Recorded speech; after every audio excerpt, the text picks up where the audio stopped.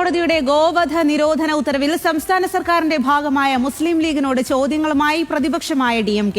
വിഷയത്തിൽ ലീഗിന്റെ അഭിപ്രായം എന്താണ്? വിധിക്കെതിരെ സുപ്രീം കോടതിയെ സമീപിക്കുമോ അതോ മുന്നണിക്ക് ബുദ്ധിമുട്ടുണ്ടാക്കരുത് എന്ന് കരുതി അവഗണിക്കുമോ എന്നും DMKയുടെ ചോദ്യം. ER രാഗേഷ് വിവരങ്ങളുമായി ചേരുകയാണ്. രാഗേഷ്, എന്തായാലും നിർണായകമായിട്ടുള്ള രാഷ്ട്രീയ സംഭവവികാസങ്ങൾ തമിഴ്നാട്ടിലും നടക്കുന്നു. എന്താണ് ഇപ്പോഴത്തെ ഏറ്റവും പുതിയ സംഭവം?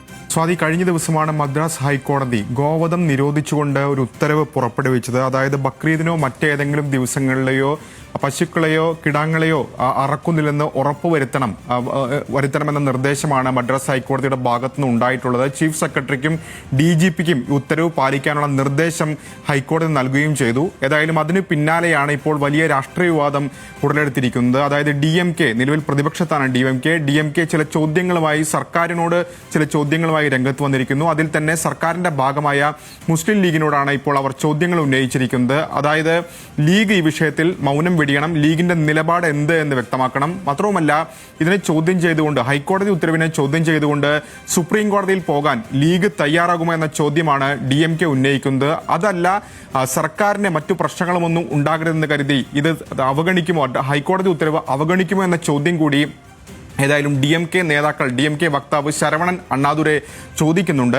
നമുക്കറിയാം, മുസ്ലിം ലീഗ് DMKയുടെ സഖ്യകക്ഷിയായിരുന്നു. DMKയുടെ ഭാഗമായാണ് അവർ 2 സീറ്റിൽ വിജയിച്ചത്. പക്ഷേ പിന്നീട് ഈ സർക്കാരിന്റെ ഭാഗമാകുന്നത് ആദ്യം മുതൽ ലീഗാണ് നിലപാടെടുത്തിരുന്നത്. ഇന്നും ഇന്നലെയും നാളെയും ഞങ്ങൾ ഈ സർക്കാരിന്റെ DMKക്കൊപ്പം നിൽക്കും, വിജയ് സർക്കാരിന്റെ ഭാഗമാകില്ല എന്ന നിലപാട് ആദ്യം സ്വീകരിച്ച പാർട്ടിയാണ് മുസ്ലിം ലീഗ്. പക്ഷേ പിന്നീട് മന്ത്രിസഭാ വികസനത്തിൽ VCKയും ലീഗും ഏതായാലും ഈ സർക്കാരിന്റെ ഭാഗമാകുന്നതാണ് കണ്ടത്. നേരത്തെ DMK കോൺഗ്രസിനെതിരെയാണ് കടുത്ത വിമർശനം ഉന്നയിച്ചിരുന്നെങ്കിൽ ഇപ്പോൾ മുസ്ലിം ലീഗിനെതിരെ കൂടി രംഗത്ത് വരുന്നു എന്ന ശ്രദ്ധേയമായ കാര്യം. ഏതായാലും ഹൈക്കോടതി ഉത്തരവ് വലിയ രാഷ്ട്രീയ വിവാദമായി ഇപ്പോൾ തമിഴ്നാട്ടിൽ മാറുകയാണ്. പ്രത്യേകിച്ച് സർക്കാരിനെതിരെ ചോദ്യങ്ങളുമായി മുഖ്യ പ്രതിപക്ഷമായ DMK തന്നെ ഇപ്പോൾ രംഗത്ത് വരികയാണ്. സ്വാതി.